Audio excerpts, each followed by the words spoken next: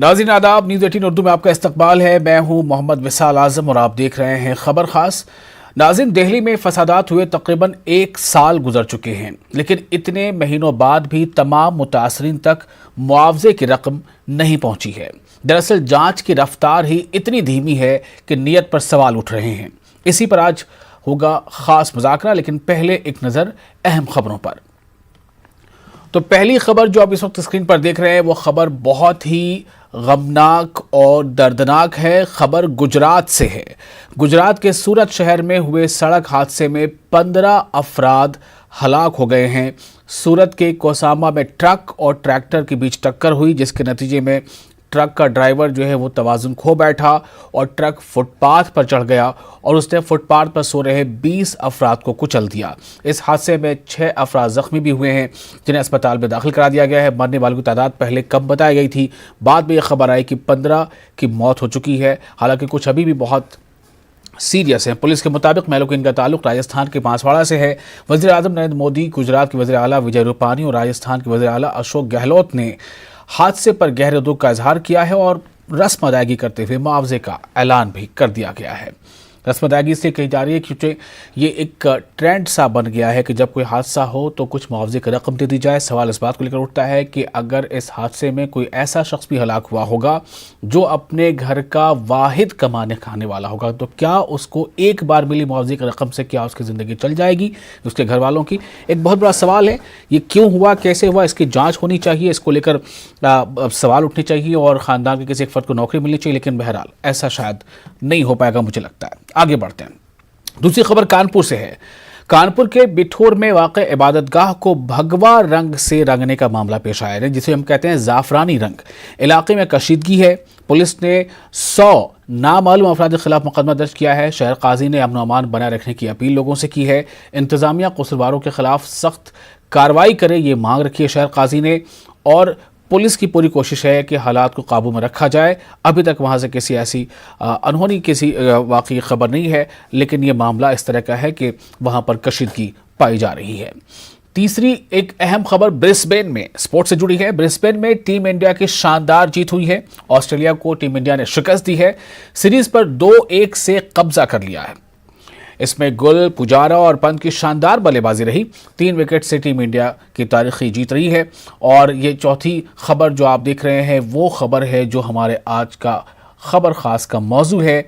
और ये खबर है दिल्ली फसादात में जिस तरह से जांच होती रही और जांच के बाद जो पूरी जो एक कार्रवाई थी कि जांच होगी, फिर यह तय होगा कि मेडिकल ग्राउंड होगा, उसके बुनियाद पर मेडिकल के ग्राउंड पर फिर मुआवजा दिया जाएगा। तो जब जांच ही अगर सुस्त रफ्तार से होगी और कहीं पर जांच होगी ही नहीं तो मेडिकल रिकॉर्ड भी नहीं होगा, मेडिकल रिकॉर्ड नहीं होगा तो मुआवजा भी नहीं मिलेगा। ऐसे में अभी सैकड़ों ऐसे अफराद हैं जिनका बहुत ज़्यादा नुकसान हुआ है। जानी नुकसान तो खैर हुआ ही, लेकिन जो माली नुकसान है दुकान की शक्ल में या मकान की शक्ल में या गाड़ियों की शक्ल में, उनके अभी रिपोर्ट्स भी मुकम्मल पुलिस नहीं कर पाई है जो आईओ होते हैं। और नतीजा ये है कि जो Delhi assembly minority welfare committee, उसकी कई बार इसको लेकर मीटिंगें हो चुकी हैं, उसी में इस बात का इंकशाफ हुआ है। तो आज ख़ास तौर से हम दिल्ली फसादात में जो जांच की जो रफ्तार है वो सुस्त क्यों है, क्या ये एक सोची समझी हिकमत अमली के तहत हो रहा है या फिर ये बिल्कुल नेचुरल है, इतना वक्त लगता ही है, इस पर हमारी ख़ास पेशकश होगी।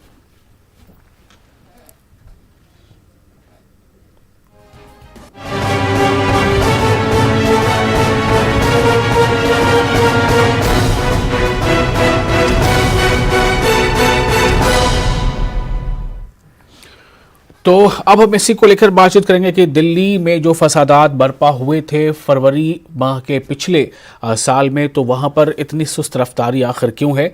और दरअसल दिल्ली फसादात को लेकर दिल्ली असेंबली की अक़लियती फलाही कमेटी ने जब से लापरवाही के मामलों को देखना शुरू किया है, कभी इसे रोज़ाना ना देने इंकशाफ को देकर इसमें कई नए इंकशाफ होते रहे हैं। दिल्ली सरकार के अफसरों के ज़रिए फसाद मुतासिरीन के सर्वे में मनमानी और काफ़ी लापरवाही के मामले सामने आ रहे हैं। और अब दिल्ली पुलिस की लापरवाही का नया रिकॉर्ड सामने इस तरह से आया है कि दिल्ली फसादात को लेकर दिल्ली असेंबली की अक़लियती फलाही कमेटी ने जब से लापरवाही के मामलों को देखना शुरू किया है, हर बार कमेटी के सामने कुछ नए मामले सामने आते हैं और ऐसा लगता है कि जो आईओ होता है केस का, यानी इन्वेस्टिगेटिव ऑफिसर, शायद उसे या तो कहीं से वो किसी तरह के दबाव में काम कर रहा है या फिर ये कि उसकी अपनी मर्जी नहीं, वो लापरवाही बरत रहा है।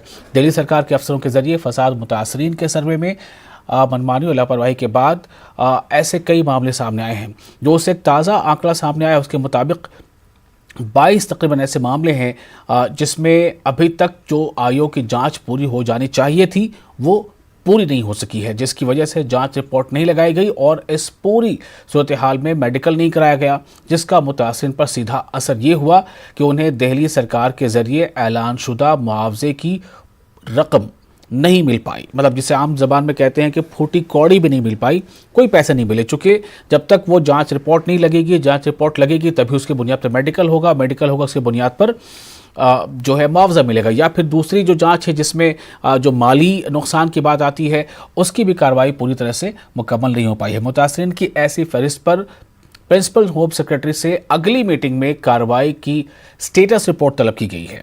इसके अलावा दिल्ली हुकूमत के अफसरान के जरिए फसाद मुतासरीन के सर्वे से जुड़े मामलात में लापरवाही को लेकर एक और कड़ी का इजाफा हो गया है। मजीद 32 अफराद ऐसे पाए गए हैं जिनको लाखों के नुकसान के बावजूद सरकार के ऐलानशुदा पॉलिसी से बहुत कम मुआवजा मिला है, बल्कि इनमें से 20 अफराद का मुआवजा सिफर रहा, जबकि 12 अफराद को बहुत ही कम मुआवजा दिया गया। तफसील के मुताबिक गुज़िश्ता मीटिंग में भी ऐसे कई मामला ज़ेर बहस आए थे जिनका फसादात में कई मंजिला पूरा का पूरा घर तबाह हो गया, घर के तमाम सामान फसादी लूट ले गए या सब नजर आतिश कर दिया गया, मगर मुआवजे के नाम पर इन मुतासरीन को कुछ नहीं मिला। हैरत की बात यह है कि ऐसे मुतासरीन की एक बड़ी तादाद है जिनका फसाद में सब कुछ तबाह हो गया, और इसमें ऐसा नहीं कि किसी ख़ास एक मज़हब या कम्युनिटी के लोग हैं, इनमें ज़्यादा या कम लेकिन दूसरी कम्युनिटी के लोग भी शामिल हैं। लेकिन अब सवाल ये पैदा होता है कि आखिर इस सफारी की वजह क्या है, और इनके पास वीडियोज़, फ़ोटोज़, तमाम तरह के शवाहिद मौजूद हैं। जो लोग क्लेम कर रहे हैं कि भाई हमारा ये नुकसान हुआ है, वो उनके पास इसके कुछ सबूत भी मौजूद हैं, फिर भी सर्वे करने वाले अफसरान ने सर्वे रिपोर्ट में इन्हें नज़रअंदाज कर दिया है और इन्हें मुआवजे के नाम पर 1 रुपया भी नहीं मिला है। मीटिंग में जब ऐसे मामलात कमेटी के सामने आए तो चेयरमैन अमानतुल्लाह खान ने कमेटी के रुकन हाजी मोहम्मद यूनुस को ऐसे तमाम मामलात का अज सर-ए-नौ सर्वे करने की हिदायत दी है, जिसके बाद घर घर जाकर ऐसे मुतासरीन का सर्वे किया गया है, जिसमें अब तक तकरीबन ऐसे 100 मुतासरीन के नाम सामने आए हैं जिनका फसादात में सब कुछ तबाह हो गया और इन्हें मुआवजे के नाम पर या तो बहुत मामूली रकम दी गई या फिर इन्हें कुछ भी नहीं मिला। ज़राए के मुताबिक 50 से ज़्यादा ऐसे मुतासिन के नाम सामने आए हैं जिनकी पूरी बिल्डिंग नजर आतिश कर दी गई और फसादी तमाम माल असबाब लूट ले गए, जिसमें इनका 20 से 30 लाख रुपए का नुकसान भी हुआ, मगर मुआवजा इन्हें 1 पैसा भी नहीं मिला। सवाल इस बात को लेकर है कि आखिर जो सिस्टम है वो उसमें कहाँ पर कमी नज़र आ रही है। मुतासरीन यानी जो विक्टिम है वो कोई भी हो सकता है, विक्टिम कभी भी किसी भी समाज का किसी भी हिस्से का हो सकता है, किसी भी संप्रदाय का हो सकता है, लेकिन अगर एक सरकार है, एक सिस्टम है, एक चुनी हुई सरकार है, तो उसका फ़र्ज़ बनता है कि उसका सिस्टम इस तरह से काम करे कि सब तक जो है वो इंसाफ पहुँचे। हमारे साथ इस ख़ास मौजू पर गुफ्तगू के लिए कई ख़ास मेहमान जुड़ेंगे। हम आपको बता दें हमारे साथ होंगे एल.एन. राव जो फॉर्मर डीसीपी हैं दिल्ली के, हमारे साथ होंगे महेश वर्मा बीजेपी के लीडर हैं, हमारे साथ होंगे मोहम्मद रोशन अली सीनियर सहाफ़ी हैं, और हमारे नुमाइंदे खुर्रम अली शहजाद भी हमारे साथ जुड़ेंगे।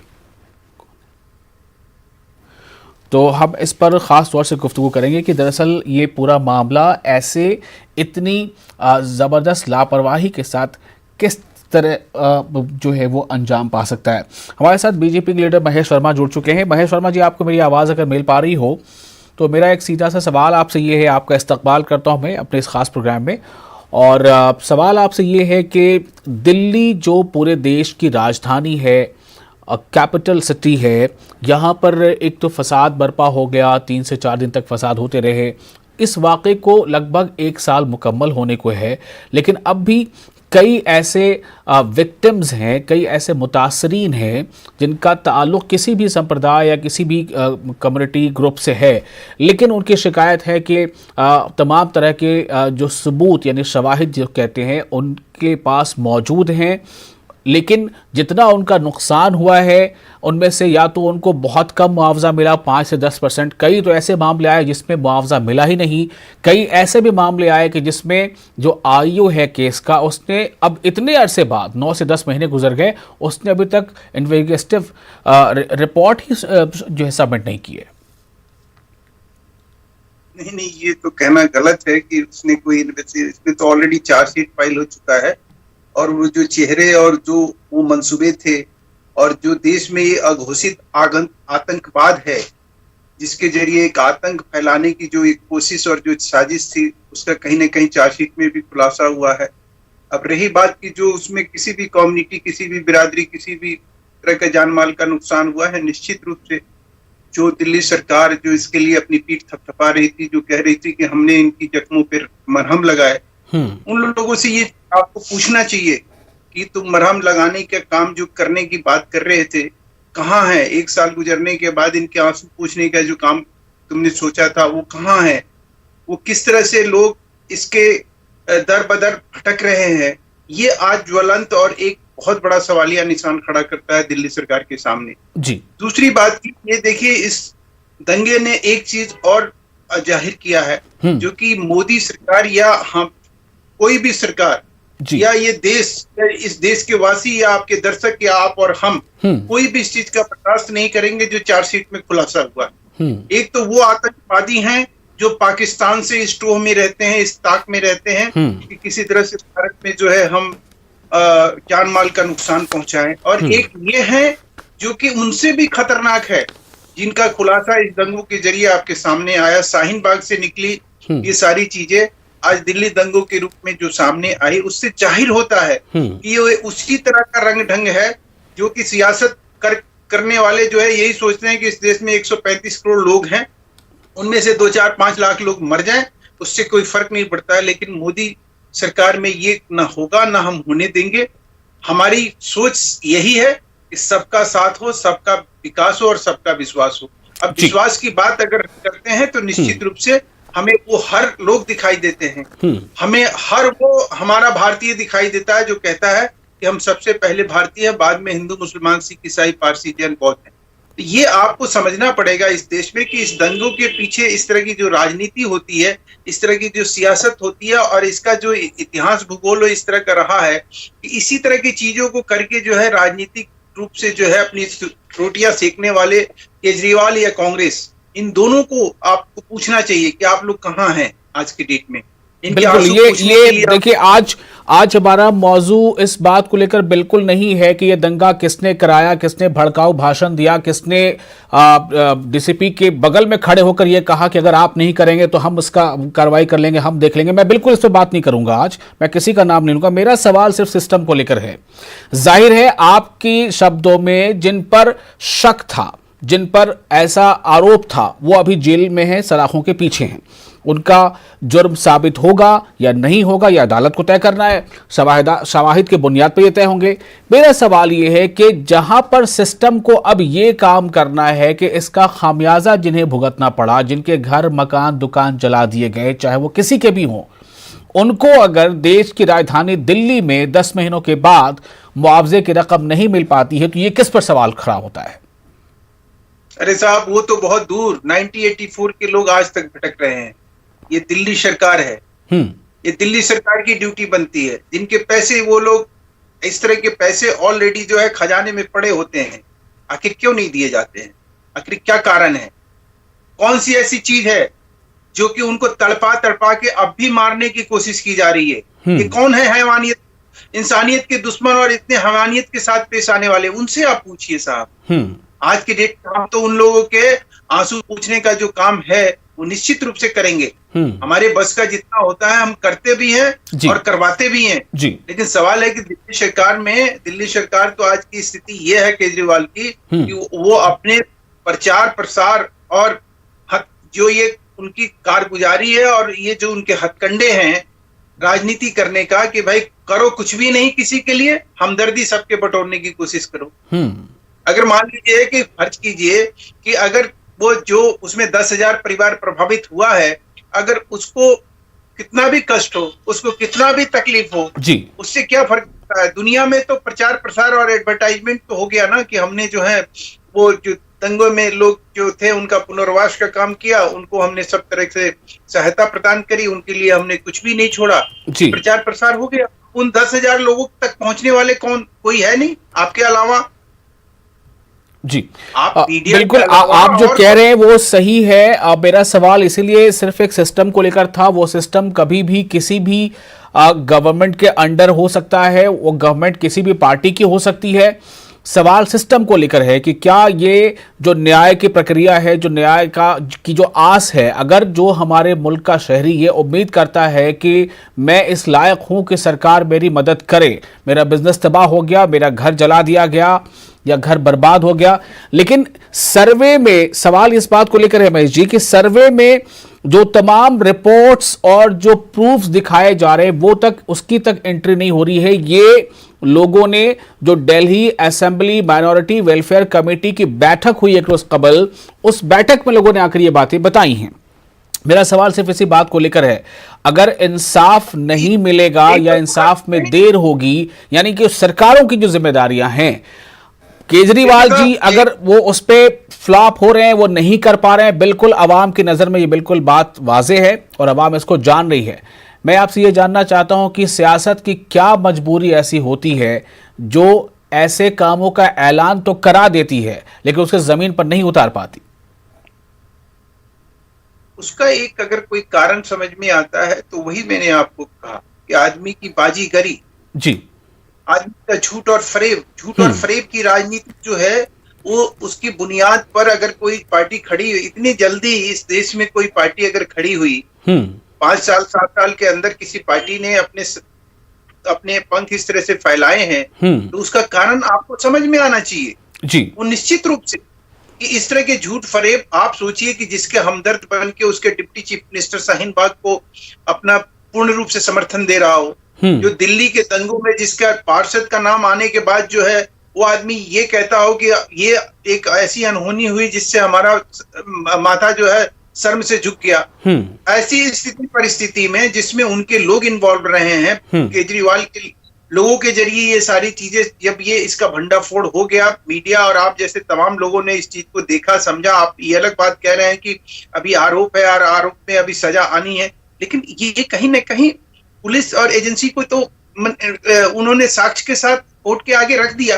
अब ऐसी में मोरल अथॉरिटी बनती थी दिल्ली के मुख्यमंत्री का कि वो ऐसे में उन जख्म पे बिल्कुल मेरा आज बिल्कुल सवाल ही मुख्तलिफ है। और हमारे साथ इस वक्त हमारे नुमाइंदे खुर्रम अली शहजाद भी मौजूद हैं, मैं उनके पास भी थोड़ा जाऊंगा कुछ सवाल लेकर। खुर्रम, ये जो Delhi assembly minority welfare committee की मीटिंगें हो रही हैं, अब तक कई बार मीटिंग हो चुकी है, इस बात का जो खुलासा हो रहा है, इंकशाफ हो रहा है कि जांच में ही कहीं ना कहीं सुस्त रफ्तारी है। कितने बड़े पैमाने पर यह बात सामने आ रही है खुर्रम, और इसके पीछे वजह क्या है? क्या कुछ तकनीकी कारण है, कुछ तकनीकी वजह इसके पीछे?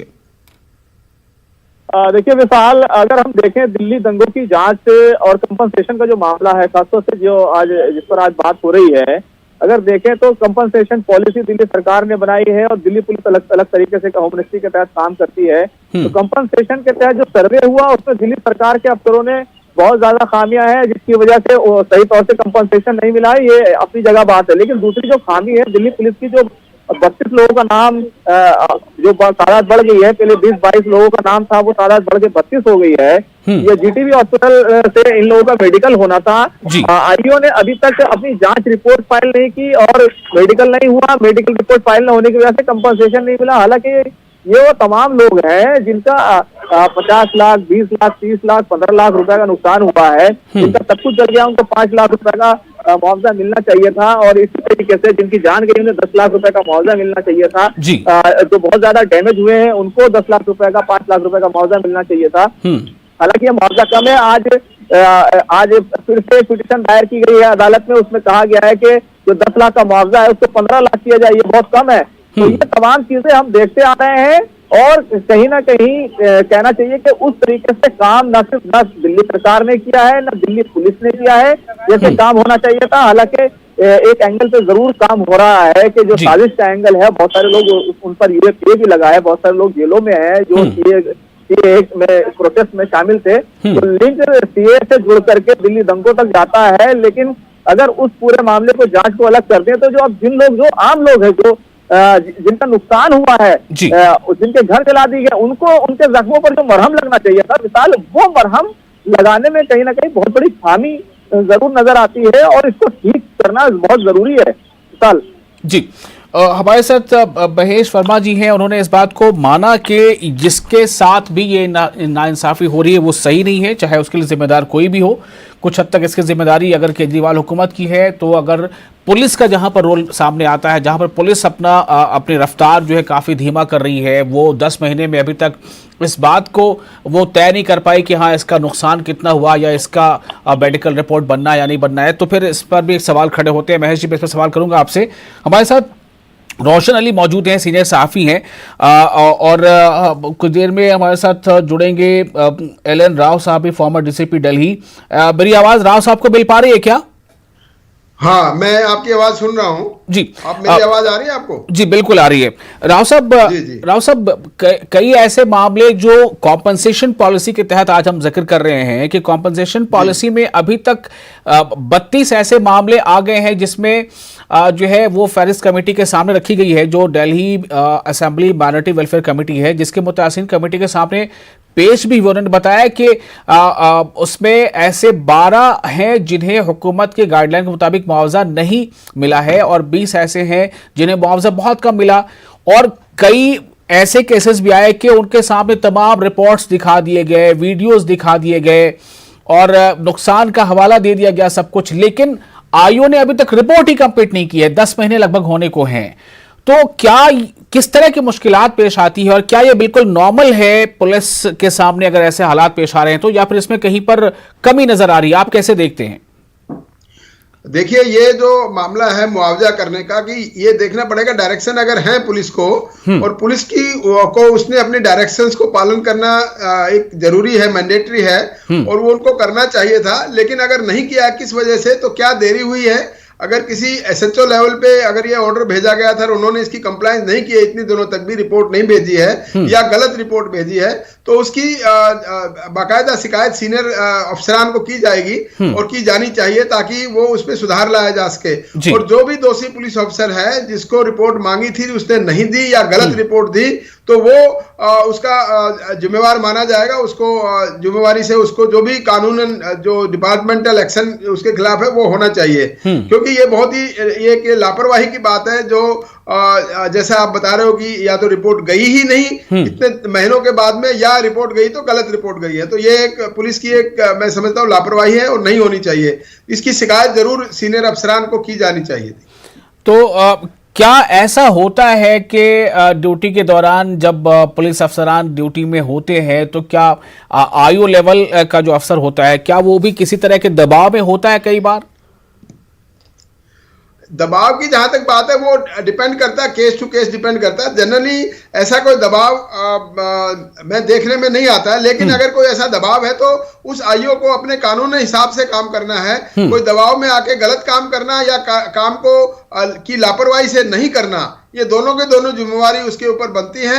और वो अगर ऐसी कोई बात करता है तो उसकी नौकरी पर डेफिनेटली कोई इनको खामियाजा भुगतना पड़ेगा उसको। तो ऐसी कोई दबाव वाली बात मैं नहीं समझता हूं कि होनी चाहिए इसमें। हाँ, नेग्लिजेंस या हो सकता है, लापरवाही हो सकती है उस आईओ की, तो वो लापरवाही का जो भी खामियाजा है उसको भुगतना पड़ेगा। जी महेश जी, मेरा सवाल आपसे यही था। हम आज खास तौर से उनके बारे में बात कर रहे हैं जो, चाहे वो जो लोग भी रहे हों, जिनकी भी नीयत जो भी रही हो, लेकिन जो खामियाजा भुगत रहे हैं बेचारे, जिनकी रेडियां जला दी गई, जिनकी बिल्डिंग्स में से सामान लूट लिया गया, घर माल सब तबाह हो गया, दुकानें जला दी गई, उनके कॉम्पनसेशन में जहां तक पुलिस का रोल था, अगर पुलिस वो रोल नहीं निभा पा रही है, 10 महीने में आईओ अपनी रिपोर्ट कंप्लीट नहीं कर पाता है, तो इसके लिए हम किसे जिम्मेदार माने महेश जी? देखिए, मैं एक बात आपको बता दूं कि पुलिस जो है ना सीआरपीसी के तहत काम करती है, ठीक है ना। कंपनसेशन के मामले में पुलिस का कोई रोल नहीं है। अगर कोई बात इस तरह की कह रहा है और आपको बता रहा है और आप लोग उस चीज को कहीं ना कहीं अपने दर्शकों को भी बता रहे हो, तो ये मतलब मुझे लगता है कि उचित बात नहीं है।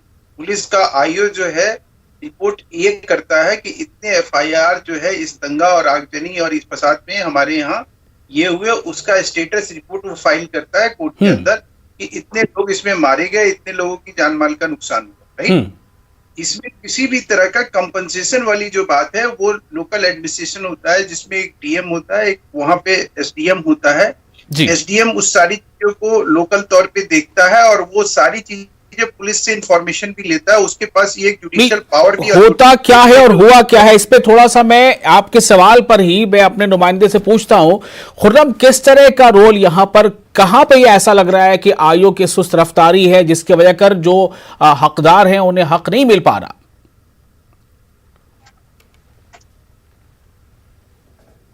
ये मेडिकल कराना होता है और उस मेडिकल की बुनियाद पर फिर कंपनसेशन के लिए आगे जो सर्वे है उसमें आगे बढ़ा जाता है। अगर रिपोर्ट ही फाइल नहीं होगी तो सर्वे के अफसरान है वो उसको कंसीडर नहीं करेंगे। तो इसमें सीधा सा रोल ये है, क्योंकि ये जो 32 मामले हैं इसमें एलएनजेपी, माफ कीजिएगा, जीटीबी अस्पताल के हैं ये सारे मामले। और क्योंकि ज्यादातर जो लोग जख्मी हो रहे थे, माल लूट हो रही थी। ये पूछिए ना इनसे। जी खुर्रम जी जी, तो ये इस मामले में क्योंकि वो रिपोर्ट ही फाइल नहीं हुई इसलिए कंपनसेशन के लिए इस मामले को आगे नहीं बढ़ाया गया। अब वो होम सेक्रेटरी जो वजारत दाखिला है, होम सेक्रेटरी है दिल्ली में, उनको कहा गया कि आप status report Delhi welfare minority committee जो दिल्ली विधानसभा है के तहत काम कर रही है उसको स्टेटस रिपोर्ट दें। हालांकि इससे भी कई अलग तरह के मामले भी हैं, उन पर भी सवाल जरूर पूछा गया है, जैसे रागिनी तिवारी और दूसरे लोगों का जो मामला है। हालांकि उस पर भी पिछली 3-4 मीटिंगों में होम सेक्रेटरी ये कहते रहे कि हम पूछकर बताएंगे, हालांकि उन्होंने अभी तक नहीं बताया। लेकिन उन तमाम चीजों को, सियासत को अगर अलग भी रख दें तो ये जो मामला है 32 लोगों का, ये जीटीबी अस्पताल से कैसे ताल्लुक रखता है। वहां पर तमाम लोगों का इलाज हो रहा था, उन लोगों का मेडिकल नहीं हुआ और उस मेडिकल की वजह से उनके केस को कंसिडर नहीं किया गया, इसकी वजह से उनको कंपनसेशन नहीं मिला। इस तरीके से यह मामला पूरा विशाल लिंक हो जाता है एक साथ। तो केस रजिस्टर नहीं हुआ इसलिए उसका मेडिकल नहीं हुआ, इसलिए उसके बुनियाद पे जो सर्वे होना था या जो उसके बुनियाद पे अब कॉम्पनसेशन मिला था वो नहीं हो पाया। बहरहाल सवाल इसी बात को लेकर है कि सिस्टम में चाहे कहीं भी कमी रही हो, ये कमी अगर ऐसे रहती है तो जो हकदार है उन्हें उनका हक नहीं मिल पाता। आज फसाद में हम अगर वो गिनने पे आए तो ये बात सही नहीं होगी। अगर जाने गई हैं तो इंसानियत की जान गई है, घर माल गए हैं तो वो हिंदुस्तानी थे जिनके घर माल लूटे गए या दुकानें जला दी गई। अब सवाल इस बात को है कि सिस्टम क्यों नाकारा साबित होता है कि उनको इंसाफ मिल सके। मैं आप तमाम मेहमानों का बहुत शुक्रिया अदा करूंगा, आप हमारे साथ इस खास मौजू पर जुड़े, अपना वक्त दिया। हमारे साथ वक्त की अब कमी है, बहुत शुक्रिया। मुझे दीजिए इजाजत। नाज़रीन आपका भी शुक्रिया, आदाब।